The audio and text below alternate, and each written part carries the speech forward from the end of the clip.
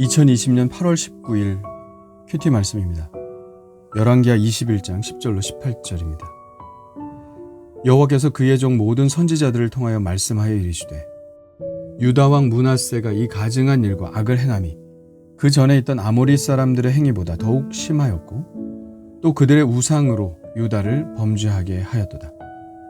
그러므로 이스라엘의 하나님 여호와가 말하노니 내가 이제 예루살렘과 유다에 재앙을 내리리니 듣는 자마다 두 귀가 올리리라. 내가 사마리아를 잰 줄과 아합의 집을 다림보던 추를 예루살렘에 베풀고 또 사람이 그릇을 씻어 엎음같이 예루살렘을 씻어 버릴지라. 내가 나의 기업에서 남은 자들을 버려 그들의 원수의 손에 넘긴즉 그들이 모든 원수에게 노략거리와 겁탈거리가 되리니 이는 애굽에서 나온 그의 조상 때부터 오늘까지 내가 보기에 악을 행하여 나의 진노를 일으켰음이니라 하셨더라. 므낫세가 유다에게 범죄하게 하여 여호와께서 보시기에 악을 행한 것 외에도 또 무죄한 자의 피를 심히 많이 흘려 예루살렘 이 끝에서 저 끝까지 가득하게 하였더라. 므낫세의 남은 사적과 그가 행한 모든 일과 범한 죄는 유다 왕 역대 지략에 기록되지 아니하였느냐? 므낫세가 그의 조상들과 함께 자매 그의 궁궐 동산 곧 우사의 동산에 장사되고 그의 아들 아몬이 대신하여 왕이 되니라. 아멘. 오늘 말씀에서 그냥 넘어갈 수 없는 단어가 등장합니다. 그것은 바로 아모리 사람입니다. 11절에 나와 있죠. 유다 왕 므낫세가 이 가증한 일과 악을 행함이 그 전에 있던 아모리 사람들의 행위보다 더욱 심하였고, 하나님께서 이스라엘로 하여금 가나안 땅을 정복하게 하신 이유는 두 가지입니다. 하나는 이스라엘 사람들에게 약속의 땅인 가나안 땅을 주시려는 것이었고요. 두 번째 이유는 그 가나안 땅에 살고 있었던 아모리 족속을 심판하기 위한 것이었습니다. 창세기 15장에 보면 하나님께서 아브라함에게 약속의 땅 가나안을 주시겠다고 약속하시면서 그러나 아직은 때가 아니니 내 자손이 애굽에서 계기되어 때가 되면 올라오게 될 것이라고 말씀하시는 장면이 나옵니다. 거기에 이렇게 써있죠.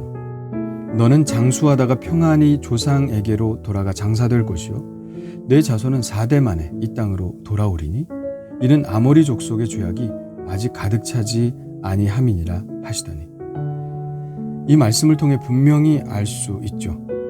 이스라엘의 가나안 차지는 아모리 족속의 심판과 맞물려 있는 사안이라는 것이죠. 물론 아모리 족속의 죄악은 우상숭배였습니다. 특별히 인신제사와 같은 아주 가증한 우상숭배가 만연했었죠. 그런데 므낫세의 죄악이 지금 어떻다는 것입니까? 아모리 사람들의 행위보다 더욱 심하였다는 것입니다. 그렇다면 하나님의 기준이 동일하다면 므낫세와 그리고 므낫세를 따라 악한 행위를 했던 이스라엘 백성들은 아모리 족속이 받았던 심판을 마땅히 받아야 할 것입니다. 그것은 바로 멸망과 함께 땅을 빼앗기는 것이죠. 그래서 14절에 이스라엘의 미래를 이렇게 예언하고 있는 것입니다. 내가 나의 기업에서 남은 자들을 버려 그들의 원수의 손에 넘긴즉 그들이 모든 원수에게 노략거리와 겁탈거리가 되리니. 여기서 나의 기업에서 남은 자들이란 유다를 말합니다. 이미 북이스라엘은 망하였고 남유다 백성들만 남았기 때문입니다. 이미 북이스라엘을 이방인들에게 내어주신 하나님께서 남은 자들은 얼마나 소중했을까요? 남은 자들을 결코 내어주고 싶지 않으셨을 것입니다. 그러나 하나님은 북이스라엘을 멸망시켰던 기준으로 볼 때 유다도 기준 미달이었다는 것이죠. 13절에 하나님의 기준에 대해서 말씀하고 계십니다. 내가 사마리아를 잰 줄과 아합의 집을 다림보던 추를 예루살렘에 베풀고. 이 줄과 추는 다림줄이라고 할 수 있겠죠. 집을 지을 때 줄에 뾰족하게 생긴 추를 매달고 늘어뜨리면 그 집이 똑바로 지어졌는지 삐뚤게 지어졌는지를 알 수 있습니다. 왜냐하면 그 다림줄은 언제나 지구의 중력을 향하게 되어 있기 때문이죠. 그 줄과 일치되지 않게 지어진 건물은 중력과 수직이 되어 있지 않기 때문에 언젠가는 무너지게 되어 있죠. 하나님은 사마리아와 아합 집에도 이 다림줄을 늘어뜨려 놓으셨습니다. 비뚤게 지어졌기 때문에 이스라엘이라는 건물을 무너뜨릴 수밖에 없으셨죠. 그 똑같은 기준으로 하나님은 유다를 지어보셨습니다. 유다도 다를 바가 없었습니다. 비뚤게 지어졌죠. 그래서 하나님은 그 유다라는 건물을 무너뜨릴 수밖에 없으셨던 것입니다. 한 나라만 그럴까요? 우리의 인생은 아닐까요? 하나님께서 만일 우리의 인생에 하나님의 기준이 되는 그 다림줄을 늘어뜨리신다면 우리의 인생은 정말 정직하고 똑바로 서 있는 인생이라고 자신 있게 말할 수 있을까요? 하나님의 기준처럼 정확한 기준에 따라 살지 않고 세상의 이런저런 기준에 맞추어 살다가 정말 하나님의 기준이 드리워졌을 때 우리의 삶은 과연 어떤 판단을 받게 될까요? 우리의 삶은 하나님의 기준에 맞추어 살아야 합니다. 그래야 튼튼하고 안전한 삶의 집을 지을 수 있습니다. 비뚤어진 세상의 기준, 세상의 다림줄을 과감하게 치워버리고 하나님의 다림줄에 맞추어 다시 인생을 설계해 나아가야 하지 않을까요? 그 하나님의 다림줄은 무엇일까요? 바로 하나님의 말씀이죠. 오늘처럼 이렇게 말씀을 읽고 들으며 묵상하는 시간은 내 인생의 건물에 하나님의 다림줄을 들이우는 시간입니다.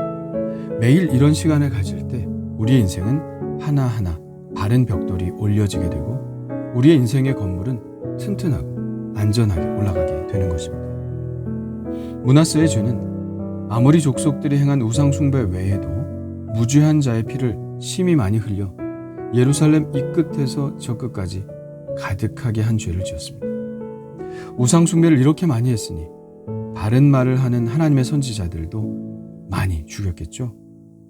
유대 전승에 따르면 예언자 이사야도 므낫세 때 순교하였다고 합니다. 히브리서에 보면 톱으로 켜는 형벌을 받았다고 했는데 바로 그 형벌이 이사야가 받았던 형벌입니다. 끔찍하기 짝이 없죠. 무죄한 자의 피가 예루살렘 이 끝에서 저 끝까지 가득했다니요. 그 죄악이 얼마나 큽니까? 이 피 흘림은 또한 우상 숭배에서의 피 흘림과도 연관이 있습니다. 시편 106편에는 이때의 상황을 이렇게 표현하고 있습니다.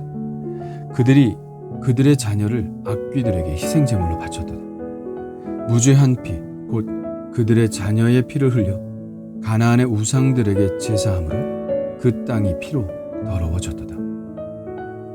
므낫세의 이 죄는 향후 100년 동안 회자됩니다. 이런 식으로 말이죠. 이 일이 유다에 임함은 므낫세의 지은 죄 때문이며 원래 하나님은 오래 참으시는 분입니다. 이스라엘 백성들이 하나님을 거역한 것이 어디 하루 이틀입니까? 15절에 보면 이렇게 나와 있습니다.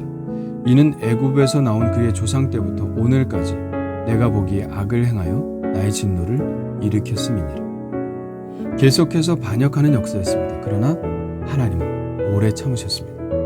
그러다가 므낫세 때부터는 참는 수준을 넘어선 것이죠. 임계점에 도달한 것입니다.